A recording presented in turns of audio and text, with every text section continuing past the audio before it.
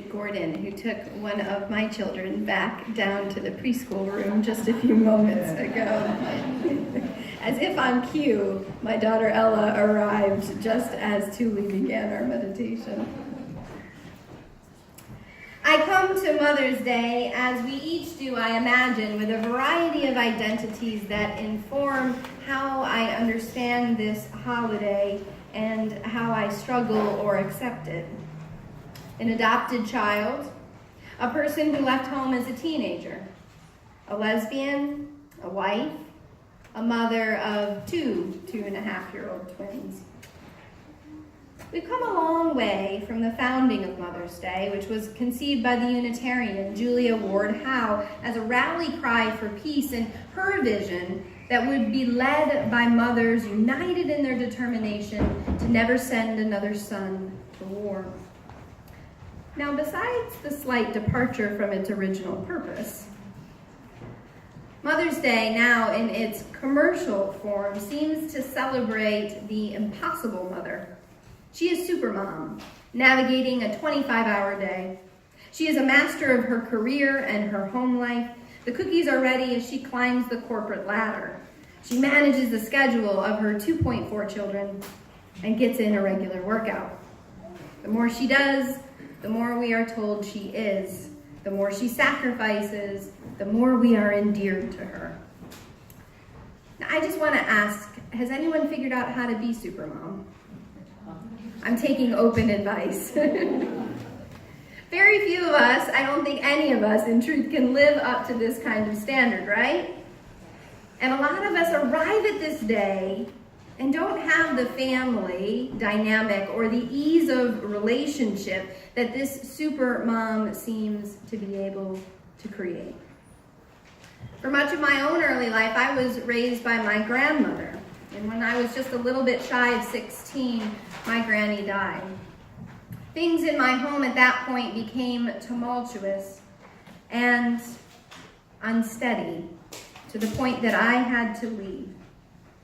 It was a teacher in my school, Mary, who offered her home up to me. She had raised 4 children who were all out of the house, and so she felt she had extra room, and she opened the doors of her home. At a time when life seemed turned upside down from me, when everything was disorienting, Mary made sure that I went to school every day, that I got at least one decent meal a day, and I kept my grades up. When I wasn't so sure about even applying to college, it was Mary who proofread my essays and helped me apply for scholarships. When it was announced in my school that I would be valedictorian, and I was terrified of giving the speech on graduation day, and I just wanted to kind of give it to someone else, it was Mary who stayed up late for many nights in a row, helping me practice and write the words that I would deliver. And she was there in the school gym under the buzz of fluorescent lights on that graduation day, cheering me on from the back row. My interactions with her were not always easy. I came into her home without a sense of boundaries or how to take care of myself, in a kind of emotional chaos. I remember one day that Mary had promised that weekend we would go and visit some nearby state park, something that I was excited about, but now I can't even recall the details of. So it goes, right? And Mary had realized she couldn't go. For one reason or another, she wasn't going to be able to make this trip that we had planned, and so I said in anger, "You forgot. How could you forget? You know, you'll probably forget me too." She stopped, still angry with me. She looked me in the eye and said, "I'm not going to the park this weekend, but you I will not forget. You are etched upon my heart." It was Mary who just a few months later pushed me to go on to a college that I had been accepted to, even though I was scared, a bit like a mother bird pushing me, kicking me, gently, lovingly nudging me out of the nest. At times it felt scary, like I surely was going to fall to the ground, but she nurtured me into discovering wings. Years passed, I went to seminary and then on to a year-long program in chaplaincy in what is called clinical pastoral education at a small hospital situated in Albuquerque, New Mexico. And although I was incredibly grateful for all that Mary had given me over the years and the ways in which she mentored me, I still carried with me this burning resentment that my own mother did not match up to the standards of Supermom. I kept trying again and again to find in our relationship the hallmark dynamic that I confronted each Mother's Day, to make her and myself, to fashion us into people that we weren't and aren't. One day, when I was kind of banging my head against this proverbial wall, has anyone had any experience with this? I feel all alone up here. No? Okay. We were in a dynamic in our chaplaincy program that was called interpersonal relationships. And it was designed for you to talk about all that emotional stuff you'd rather not talk about that gets in the way of caring for others. So here we were in this circle. I absolutely hated interpersonal relationship time. And my peers and my supervisor could tell something was going on, that I was banging my head against that wall once again. And so as I started to recount the story and my frustration, the story that I had told myself again and again and again and again, my supervisor, who is a native of Texas, looked at me and said, "Robin, how long are you going to keep shopping for your tires at the grocery store?" And just in case I didn't quite capture her meaning, she followed it up with, "Seriously, you go to Jiffy Lube looking for fresh vegetables, and you're surprised at your disappointment." My colleague, the Reverend Joanna Fontaine Crawford, reminded me recently that the use of mother and father as verbs in the English language paint an interesting contrast. Whereas mother as a verb is utilized to broadly imply nurture, father is rather specific as a verb. It means to sire one. The word nurture, to broadly nurture, it brought me back to Mary, then to my CPE supervisor, Jenny Lanham, and of mother after mother, some even male identified, who have nurtured me to this day. That one phrase, "Stop trying to buy your tires at the grocery store," it released me, and I think my own mother, from this concept of what we had to be to one another. And in that release, we were free to create a relationship not bound by what the world told us it ought to be. Whether you have a mother who nurtures you or not, whether you yourself size up to the images in the commercial or the phrases tucked in the card, whether you just finished screaming at your children before you came through these doors, whether you feel orphaned and unto yourself,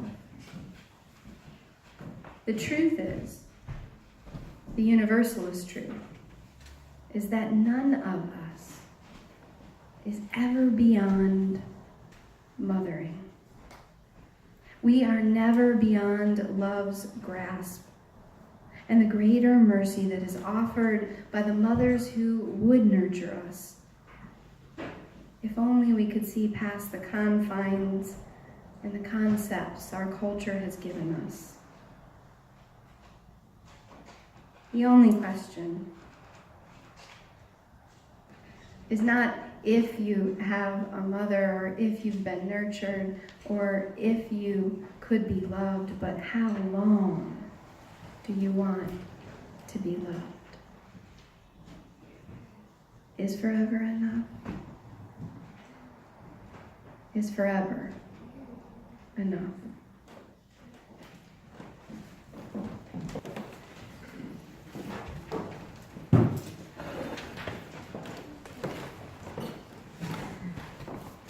On April 18th, Mary, the teacher who opened her home to me, died after a brief and brave struggle with liver cancer.